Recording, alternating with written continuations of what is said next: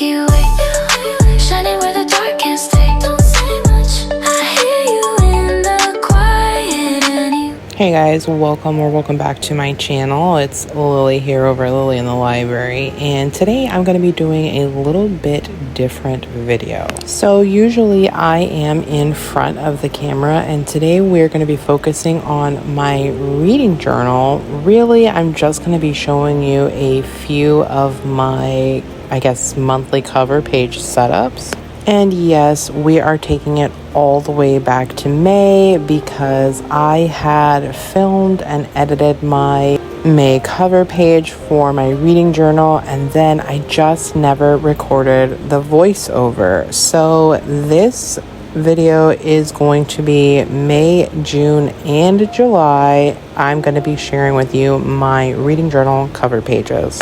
So I'm not going to go over too much what I'm doing. You can see it's pretty self-explanatory. I did go with kind of a floral butterfly theme, like a antique-y theme for May. For June, I chose a rainbow theme, and for July, I went with kind of a very simple star theme. And in the May, because I thought that was all I was going to do, I did give like a little bit of a sneak peek into my actual journal. So if that is something that you guys are interested in seeing more of, just let me know and I can make some more dedicated videos for my reading journal.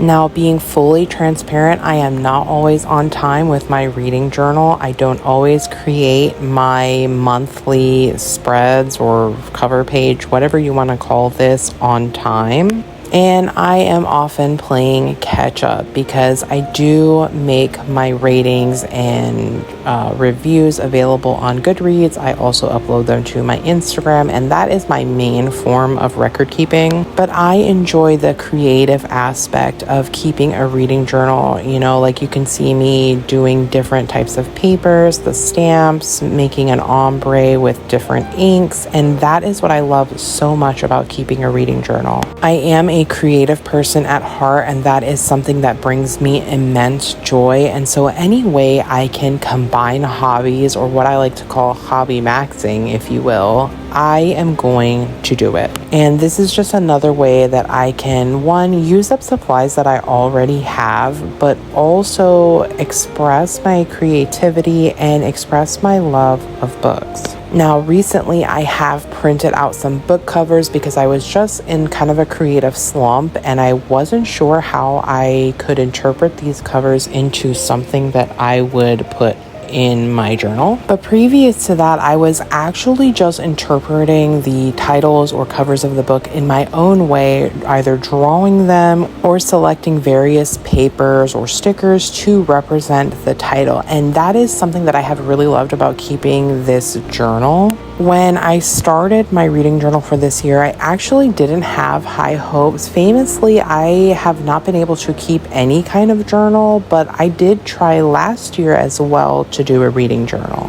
And it actually did not go very well. I kept up with it in the beginning, but I wasn't loving the layout of things. And then midway through the year, well, a little bit before midway, we found out that we were going to have to move. It was actually pretty sudden, and our landlord made it very unpleasant. So I wasn't really focused on reading, let alone doing anything creative. I also hate packing, and I had recently unpacked things because I had reassurances that we were not going to be moving for quite some time. And then almost immediately after I did that, we got the news that our landlord was going to be selling the property and we were going to need to move. So as you can imagine, reading and creativity and keeping a reading journal was not at the forefront of my thoughts. I did manage to still do some reading, but not nearly as much even as I've done so far this year. So this is actually my second attempt at trying to keep a reading journal, and it's also kind of an experiment for me to see if I want to buy a more expensive journal that can hold up better to the materials that I use. And if you were wondering what I was doing with the pink tabs, that's just just a layout to let me know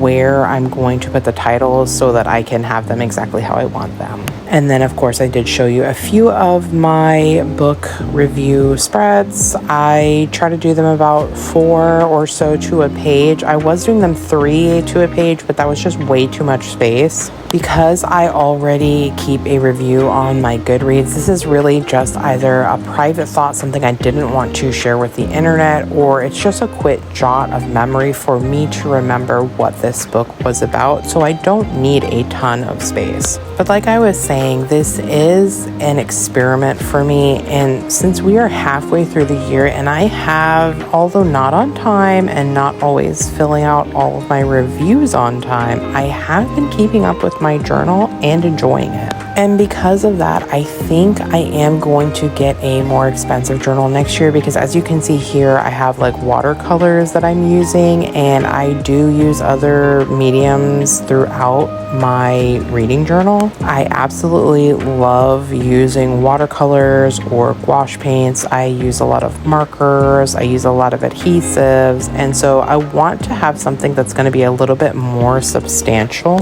I also don't know if I'm actually going to have enough space in this reading journal, because I think I am more than halfway through it, and we are at this point a little bit more than halfway through the year, but still I'm just not sure if it's going to accommodate all of the books I'm reading this year. And if you were to ask me at this point, I would say that I probably am going to get like an Archer and Olive or a Notebook Therapy style, if not one of those exact companies' reading journal, just because I know that the paper is thicker and is more meant for the kind of journaling that I'm doing, unlike this cheapy Amazon binder style notebook that I've been using. I mean, don't get me wrong, it's great for what I need. It's actually been holding up really great throughout all the different mediums, but I just want something a little bit more substantial. So if you guys have any suggestions aside from like Archer and Olive and Notebook Therapy, I would love for you to leave them down below, because that's really the only 2 that come to mind or that I have really seen, but I'm just not sure if I want. I mean, there are some Archer and Olive ones that I really enjoy, but I'm not sure. And it is something that I do need to think about in the very near future, because I would like to be able to set up my journal for 2027 before the year is over. Setting it up this year at the beginning of the year, it took me a couple of weeks because I just didn't realize how much I was going to want to put in this journal. So just getting all of the yearly spreads done and all of the layouts and trying to figure out what exactly I was going to do. By the point I had finished all of that, I already had almost a month's worth of reading done. So I really would like to get ahead of it this coming year, and I'm gonna need to buy the reading journal early. So that is June done, and now we have 1 month left. I am so sorry in advance because I don't know what I was thinking, but I did not have the setup very good for July, and then I didn't show you what it looked like in its entirety once I was finished. I think I was really just in the zone for this one. I was really just so focused on what I was doing, and this is like one of the only times that I really allow myself to watch BookTube anymore, so I think I was really sucked into Gavin's Summerween vlog. And I really think that's all I have to say for this video. Let me know if you guys want to see more reading spreads, if you have any suggestions about reading journals or anything of that kind. Do you prefer a voiceover, or would you rather if I just introduced it and let you go and watch and listen to some music? I'm trying to figure out what I'm going to do with these videos, but I really did enjoy filming it, and it's such a stress reliever for me. I love being creative, and it gives me a lot of freedom when I'm doing my reading journal. So as we come to the end of this video, I just want to say thank you so much for watching, subscribing, commenting, anything like that, and I will see you guys in the next video. Bye.